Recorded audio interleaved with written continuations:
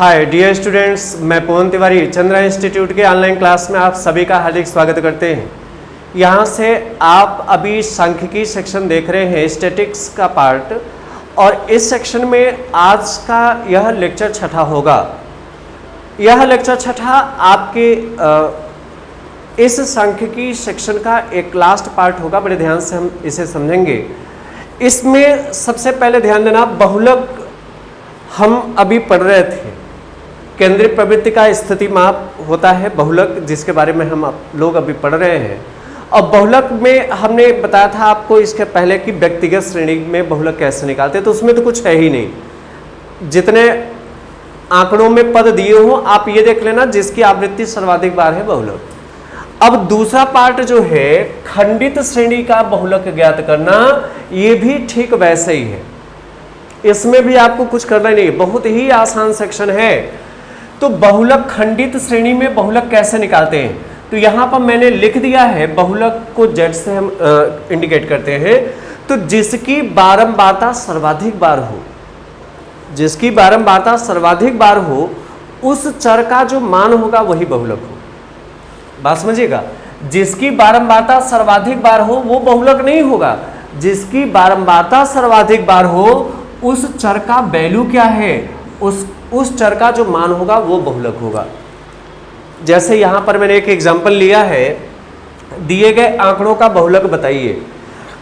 यहाँ पर चर x बारंबारता को f से इंडिकेट किया है, बारंबारता फ्रीक्वेंसी है। मतलब चर का मतलब आप ऐसे समझिए, मान लिया 18 साल का व्यक्ति है। मैं थोड़ा इस लैंग्वेज में बताऊँ तो ज़्यादा क्लियर होगा।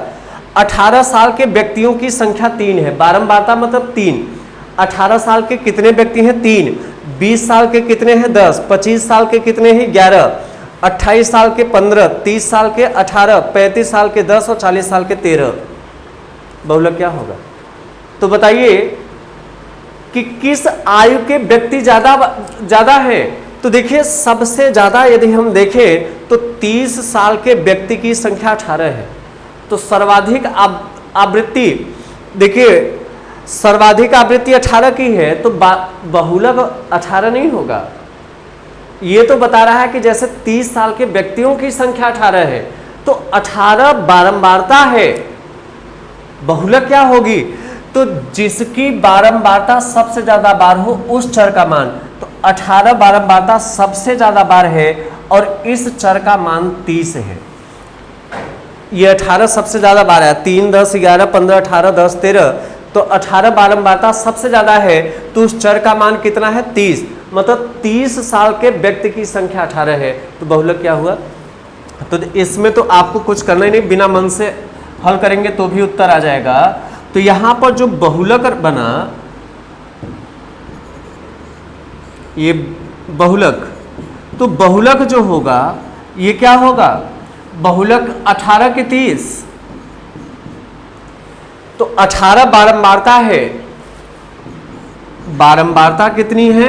18 है, और बारंबारता 18 ये सर्वाधिक है, और इस चर का मान क्या है? 30 है। तो बहुलक कितना हो गया? 30। आपको कुछ करने की जरूरत नहीं, ये तो उससे भी आसान हो गया क्योंकि सब क्लासिफाई करके दिया है। अब इन बातों का आप ध्यान दें। एक चीज मैं आपके बताऊंगा, आपके परीक्षा में बहुलक ज्ञात करने की जो सतत श्रेणी का होता है प्रश्न नहीं पूछा जाता।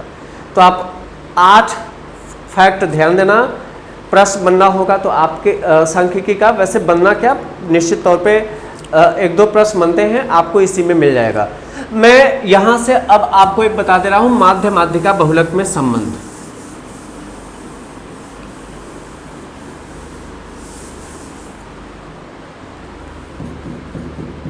माध्य माध्यिका और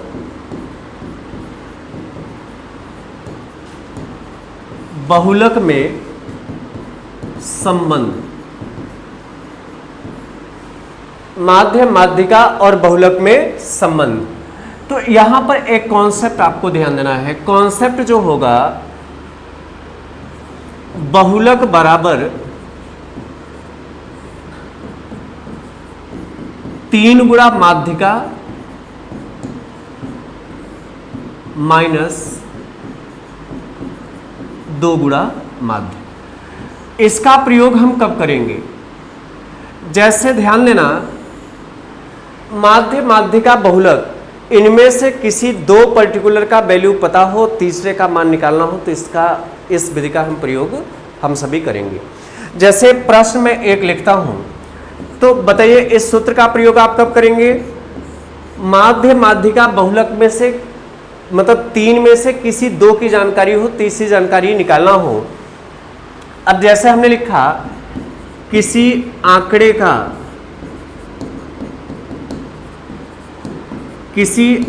का बहुलक जो है, किसी आंकड़े का बहुलक 24 तथा माध्य 12 है,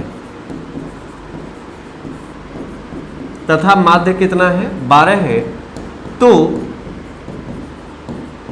उस आंकड़े की माध्यिका बताइए। तो उस आंकड़े की माध्यिका बताइए। चलिए, सबसे पहले यहां पर आपको ध्यान क्या देना है? देखिए, 2 की जानकारी है, हमें पता है बहुलक कितना है 24 और माध्य पता है कितना है 12। तो माध्य माध्य का बहुलक में जो संबंध होता है, मतलब 3 में से यदि किसी दो की जानकारी हो, तीसरा निकालना हो, तो बहुलक की जानकारी है, माध्य की जानकारी है, माध्य का निकालना है। तो माध्य का हम सभी जानते हैं, पहले बहुलक का जो सूत्र होता है, बहुलक बराबर 3 गुणा माध्यिका माइनस 2 गुणा माध्य, ये सूत्र होता है, आप सबको पता है। तो चलिए, इसमें बहुलक की वैल्यू हमें पता है, बहुलक कितना है 24, तो बहुलक का मान रख दीजिए 24, कुछ है ही नहीं इसमें, बराबर 3 गुणा माध्यिका, माध्यिका नहीं पता है, इसको जैसे का वैसा लिखें, माइनस 2 गुणा माध्य, माध्य पता है, माध्य कितना है 12। बात समझ है कि नहीं? बहुलक पता है 24 बराबर 3 गुणा माध्यिका माइनस 2 गुणा माध्य, और माध्य कितना है 12। तो ये 12 दूना 24 हो गया, माइनस 24 सीधा प्लस हो जाएगा। तो यहाँ 24 है और ये वाला 24 सीधा प्लस हो जाएगा, क्योंकि 12 का गुणा 2 में 24, 24 सीधा प्लस हो गया, तो 24 24 48 बराबर 3 गुणा माध्यिका। अब आप समझ गए हैं, ये 3 गुणा हो रहा है माध्यिका के साथ, ये 3 यहाँ भाग हो जाएगा, तो 48, ये 3 इधर भाग हो जाएगा, तो ये किसकी वैल्यू हो गई? माध्यिका की। तो स्पष्ट हो गया, 48 में 3 से भाग करेंगे कितना आएगा? 16। तो इसमें कुछ है ही नहीं, केवल सूत्र में जानकारी रखिए। इसका प्रयोग हम सभी तब करेंगे जब 3 में से किसी दो पर्टिकुलर की जानकारी हो। तो ये बात आप ध्यान देना, आपके परीक्षा में हमेशा ध्यान देना। सूत्र याद रखना बहुत आसान है, माध्यिका में 3 अक्षर है, 3 से गुणा कर दीजिए, माध्य में 2 अक्षर है, 2 से गुणा, बीच में माइनस लगा दीजिए। अच्छा, नहीं करेंगे, आधा तो मैंने जोड़ा ही नहीं, मतलब यहाँ 3.5 से यहाँ 2.5, ये एक मैंने प्रैक्टिकली तरीका बताया, आप इस सूत्र को ध्यान रखें। अच्छा, ये नहीं सोचना यहाँ 4 अक्षर है, 4 से गुणा करके सब बराबर कर दो। सूत्र को बड़े केयरफुली आप ध्यान देना। इसका प्रयोग हम सभी तब करेंगे जब 3 में से 2 की जानकारी हो, तीसरे का मान निकालना हो। तो मैं उम्मीद करता हूँ जब इस पैटर्न के प्रश्न आएंगे तो आप निश्चित तौर पे हल कर लेंगे। यहाँ पे माध्य माध्यिका बहुलक की पूरी जानकारी हो गई, और एक मात्र और समझ लेते हैं, परिसर। एक हेडिंग और देख लेते हैं, परिसर, जिसको हम इंग्लिश में एक हिंदी सेंस में परास और इंग्लिश में हम इसे रेंज बोलते हैं।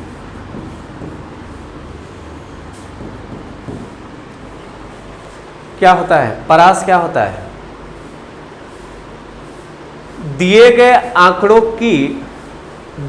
आंकड़ों में निम्न और उच्च, निम्न वैल्यू उच्च वैल्यू का जो अंतर होता है वही परास। आप पहले ऐसे देखिए, जैसे मान लिया आप कपड़े की दुकान पर जाए और दुकानदार से पूछ लीजिए टी शर्ट का क्या परास है, तो संभवतः भाग खड़ा होगा, सोचेगा कि मार्केट में कोई नया अस्त्र आ गया है क्या, या उससे पूछे टी शर्ट का क्या परिसर है तो भी कंफ्यूज रहेगा।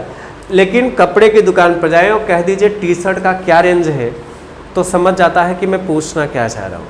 मैं ये पूछना चाह रहा हूँ सबसे कम कितना है, सबसे ज़्यादा कितना।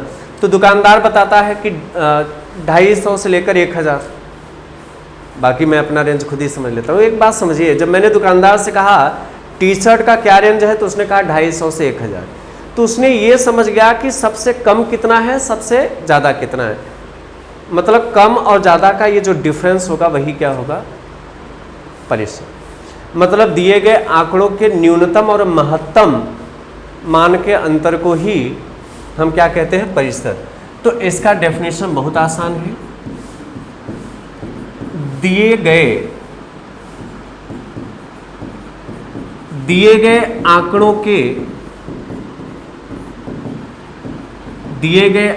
के न्यूनतम और दिए गए आंकड़ों के न्यूनतम और महत्तम मान के अंतर को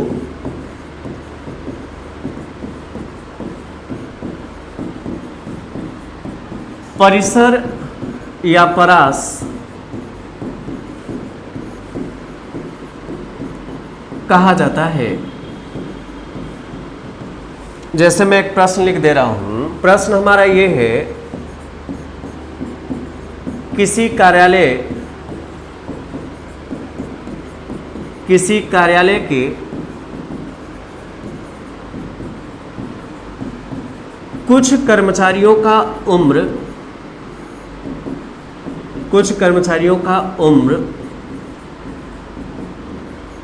वर्षों में निम्न है।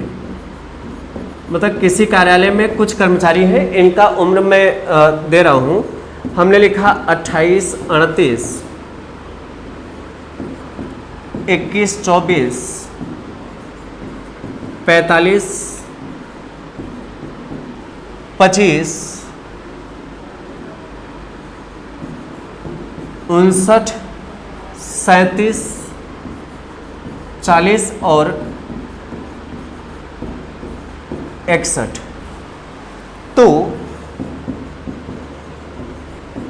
हमने आपसे पूछा है इनके उम्रों का परिसर बताइए। इनके उम्रों का परिसर बताइए, परास। तो अब बात समझिएगा। सबसे पहले देखिए, बहुत ही आसान सवाल है। कार्यालय में कुछ कर्मचारी हैं और इनके उम्र जो है ये वर्ष में दिए गए हैं, जो इस प्रकार से है 28, 38, 21, 24, 45, 25, 59, 37, 40 और 61। अब इनके उम्र का जो परिसर है, परास है, रेंज है, वो क्या है? तो सबसे पहले देखिए, आपको ये देखना है कि सबसे कम उम्र का कर्मचारी कौन सा है और सबसे ज़्यादा उम्र का कर्मचारी कौन सा है। तो दोनों कर्मचारियों के उम्र का डिफरेंस, सबसे कम और सबसे ज़्यादा। तो सबसे कम उम्र का जो कर्मचारी है वो 21 वर्ष का है और सबसे ज़्यादा कितना है, 61 है।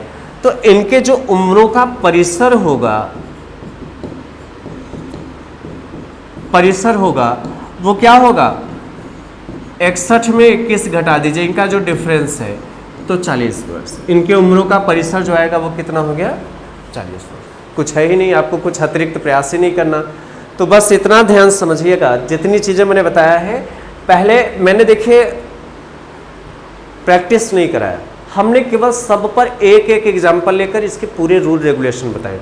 आपको करना क्या है, अभी तक जितने आपने पढ़ा है सबको एक बार रिकॉल करिए, एक बार अच्छे से पढ़िए और एक एक प्रश्न जो मैंने बताया है वो एक प्रकार से मैं पूरी थ्योरी को यहाँ पे कवर अप किया हूँ और इन सबको आप अच्छे से देख लीजिए। और उसके बाद मैं आगे आपको, अभी आप सिलेबस को पूरा पढ़ लीजिए और मैं अभी आगे जब प्रैक्टिस कराऊंगा तो आप देखेंगे कि आपका यह पूरा का पूरा मैथ्स, जरूरी नहीं मैं इस पर्टिकुलर की बात कर रहा हूँ, बहुत अच्छी पकड़ हो जाएगी आपको। अब सांख्यिकी सेक्शन के जितने भी टाइप थे, जितने भी थ्योरेटिकल सेक्शन थे, न्यूमेरिकल में कैसे प्रश्न उठ सकते हैं, मैंने पूरी कोशिश की कि आपके पूरे एक एक महत्वपूर्ण सीरीज को, पैटर्न को कवर करूं।